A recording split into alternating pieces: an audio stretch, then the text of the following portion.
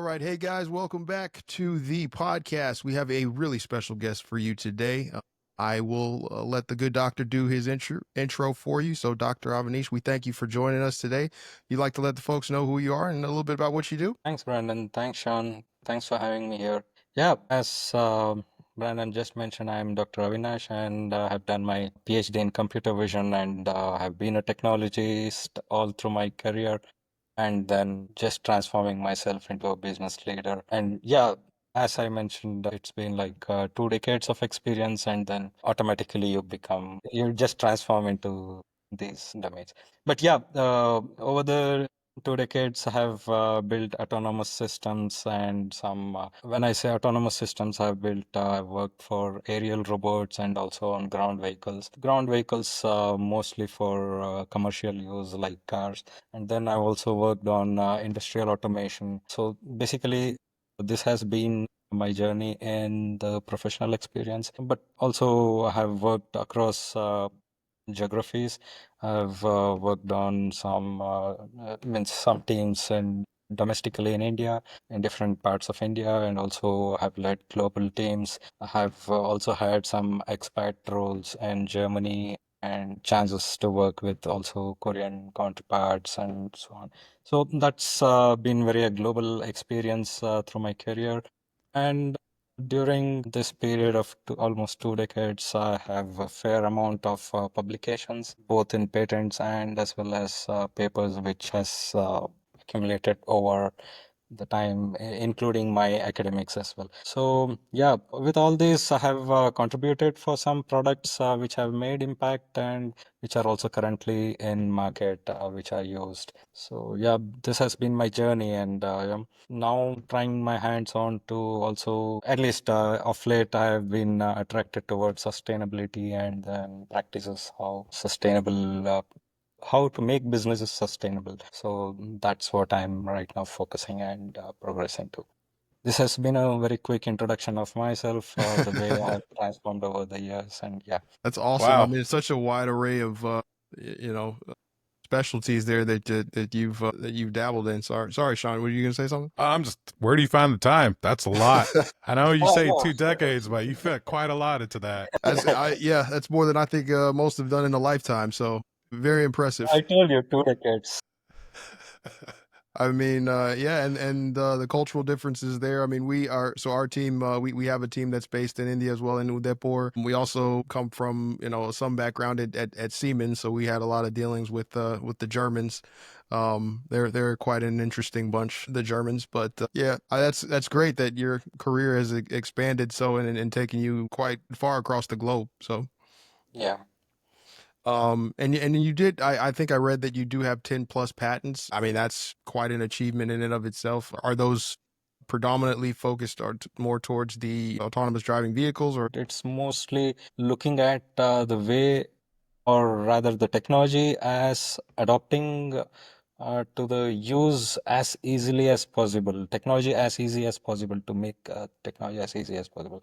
That's how I've most of my patents have come across. So if I have to just name one of them, or rather how I looked at patent. So in my early days at Samsung when I was working, so we had a camera calibration patent where usually a chessboard is taken, moved in different orientations, and some 15 to 20 shots are taken of this chessboard pattern, and then we then calibrate the camera offline. So this is the process, but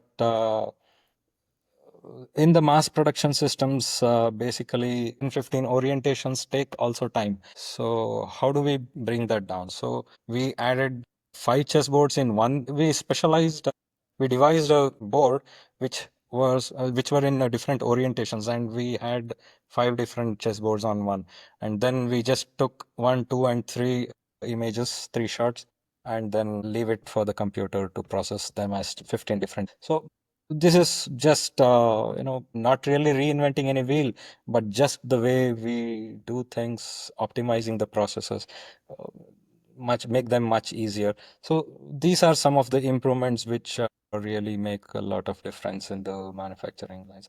So These are some of the patents. I mean, these were the ways in which I was looking into patents, and then yeah, over the journey we had some patents, and most of my patents they are coming from computer vision domain. Since my I have brought my technology area in robotics and computer vision, and then I've adapted them mostly into computer vision, imaging, and image processing applications. So that has been my Yep. journey. Doctor, it's pretty cool that with this patent, like I'm seeing a philosophy of like constant iteration. And as you were giving your intro, and you're also constantly like iterating on yourself. Do you see that like philosophy throughout most of your work? Not really, because I look at technology or rather engineering as one subject. It is just the adoption. So we learn the same, we just look at optimization as a problem in operations research. We look at the same thing as railway shunting, maybe in a railway application, or scheduling in terms of operating systems in computer science. That's just one engineering subject looked upon into different way. So if you are really grounded with the technology, you can adapt those technology into anything. That's how I look at it, and that's why there has been a domain shifts from automotive industries to drone industry and then to industrial Hmm. automation industry. Been just adapting myself with this fundamentals of computer vision and robotics. Nice. Great way to do it. Makes sense. Makes sense. So yeah, you mentioned that, and you also mentioned that now you're kind of taking this new path road into mentoring, and I think your current position, you're a mentor. How do you engage with startups, and what advice would you be given like a startup like us, right? I'm very sure that you have a very good startup. I'm pretty sure about that. Yeah, and maybe I can buy in something. I'm always learning. I should say that I'm always learning along with the startups. So there are brilliant ideas that come in startups. So I tend to learn them, try to, and most of the time when I'm talking to the founders or the startups, mostly I come across the enthusiasm. They just tend to get more into technology, deep into technology, and try to add that, this, something else. They are just looking at enhancing the features and really not focusing from the customer point of view. So this is something which I always say, start from the customer, what the customer needs, backtrack to the technology. Maybe the technology that you're using, it is not needed by the customer at all. So, or even if the customer needs one, there are better ways of doing the same thing, easier ways of doing the same thing, what the customer needs. So this is something fundamental which I always emphasize when I'm talking to a startup. But even otherwise, go to markets. I look into the size of the market, the pitch, and then is it really making an impact into the society? Because that's how we can look at sustainable businesses. So yeah, and also I would suggest that there should be multiple pockets of revenue in the same business. Maybe you're building one product, but there could be multiple revenue streams through the building while deploying it. So look into these aspects as well. These are some of the things which I usually keep addressing or relook into the business. When I look into the pitch, I relook into these things as well. Makes sense. Quick follow up, Doctor. This customer centric focus, when did you start developing that? Or was that something that you just grew up with, like just, with the customer in mind? No, I was always a technologist, as I mentioned earlier. So usually it was like this is to be developed was coming to us when we started. So most of the time I was always thinking from the technology, how to deploy it, how intelligently it can be done, what kind of technology it is. That's how I started with. But really, when we get into the aspect of deploying, when we start facing the customers, then the kind of questions the customer asks us really changed my mindset. So as we grew up in leadership, as I tend to grew up into leadership roles, I can say when I moved on to Continental. So from there onwards, it was more of trying to look into the customer aspects as well. Yeah, while also with one of the industrial automation company when I was working with, I adopted this Tracy VSMA model for building the team as well.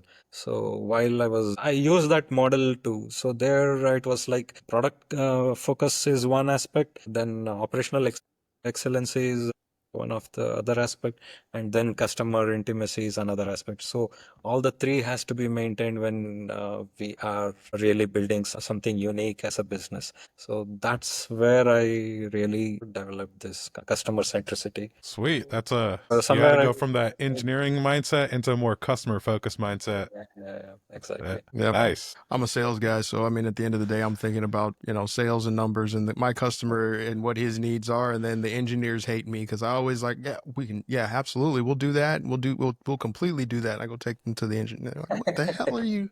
Why would you say that? So I have that customer focus mentality. Yeah, we always have some fights when we are with sales team as well.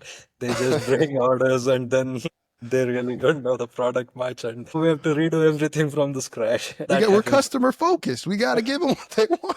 You guys got to get on board. How do I get them on board to my side?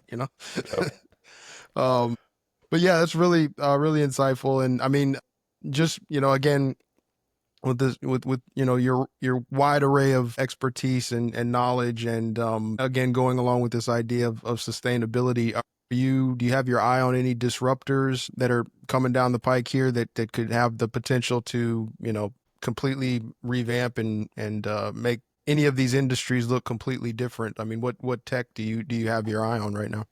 Technology, they keep changing, but as a disruptor, maybe yes, maybe not. But at least I'm looking at it from a digital twin, creating digital twins and creating, combining with them into traceability, the lifetime traceability of the product.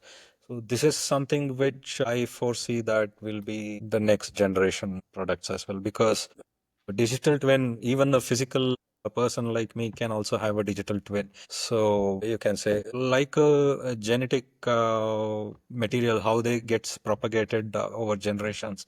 Similarly, the products in sustainable practices, they get recycled and reused, rebuilt into a new product. So I am also seeing a trend that these products get all or the genetic algorithms can take over some of this aspect where the products at the end of the life they get recycled, and again a new digital twin is born with some genetic materials transformed to the new product, and then they just get propagated as to a new product, and again a new life begins for that product. So this life cycle analysis with digital twins is something I'm foreseeing in the future. So hypothetical, but yeah, very likely to happen. Oh, I completely agree, and you know a little bit about us as well, so that's it's right in our wheelhouse. Absolutely, Sean. You did have one interesting question. I didn't know if you wanted to ask, but he had mentioned because of your experience in the EV space. So, Doctor, I just a little bit by myself. I try to keep my eyes on the horizon. So I'm definitely influenced by a lot of sci-fi, those great authors who are like forward thinking, able to think about technologies that, they wrote about this 50 years ago and now we're using cell phones. So with your experience with the EVs and autonomous drones, like how feasible is flying cars? Like, is it within our lifetime or do you see that happening, after a lifetime? They are not too far away. This is at least, I have seen prototypes, by seeing them not too far away. I think it should be around the corner or maybe this decade. Oh wow! So we can like get to a point where we can easily start scaling like these flying cars. Yeah, yeah. Now, I agree as well, but okay, now you know how bad, I don't know about out there, but here in the US, we have ridiculous drivers, okay? So I would not get on any road at all. I would stay in the house, and then I'd be scared that somebody's going to fly their flying car in my house. So, to scale this and make it safe, I feel like we're way far off. Maybe they'll have a little designated area where you can go and you like, hey, I'm driving the car. But I mean, as a mode of transportation, I think Yeah, we're far off, right? yeah, it's actually a good thing that you mentioned that even if you're saying in a structured pattern of driving patterns as you find in US or in the European countries, you say this that you need a flying car. But definitely in unstructured driving patterns like countries like India and the likes of India, again, there would be definitely a very big need of such a technology, at least to decongest the roads and then take things forward and for quick transportation. At least I look at airport drop drops or point A to point B designated stations to drop them off. I think these things will come up. This air taxis will be there soon. That's a wonderful use case. Oh, I would love to just be dropped off to airport. Don't need to bother any family members or friends. Call a Uber or a ride. Yeah. So Yep. especially for urban mobility, this is something which is discussed. I've also seen in some of the tech expos where 6-man cars flying taxis, 1-man flying taxis, they are demonstrated already. So yeah, we should be seeing them anytime soon. Looking forward Looking to it. forward to it. Yeah. Well, yeah, I'll end with this. I think Sam found it, or sorry, Sean found a really interesting quote that you had, I think, posted on LinkedIn from either a mentor of yours or a professor of yours. And we both thought it was really good. He said, Avinash, never believe that you have reached the pinnacle of success because once you reach the peak, it's a downhill journey from there. Yeah. Actually, one of my maths professor, I approached him to invite him for my thesis, PhD thesis defense. So due to health reasons, he couldn't come, but he blessed me saying with these words, Avinash, you just look at this as a stepping stone in your career. Don't look at it as a pinnacle. So if you look at it as a pinnacle, then it is just downhill from there. So I just keep those words always in my mind. And it's great. I Those are mean, wise that's what we words. like to Yeah. wise words. Yeah, that's what we like to highlight here. That there's always a point that you reach, and there's always more to do. There's always more to create. There's always more to innovate. So for those future innovators out there who may be listening, do you have any advice or any message for them that you may have experienced in your 2 decades long journey that you would have loved to have heard if you could go back 20 years from now, 20 years and tell yourself this one thing? As I mentioned, most of the time my research or I have eventually things have happened for me over the research activities. So I would just give a suggestion that look at innovation as a improvement for somebody else's life. Make an impact. So I think trying to keep an impact in somebody else's life will definitely add value to your career. This is something which I tend to follow. Awesome. I love it. Let's all work together to make this world a better place. Yeah, we should. Right on. Well, we thank you so much for joining us. It's been a real pleasure. Yeah, thank you, Brian. Thanks for having me here again, and thanks. Thank you, Doctor.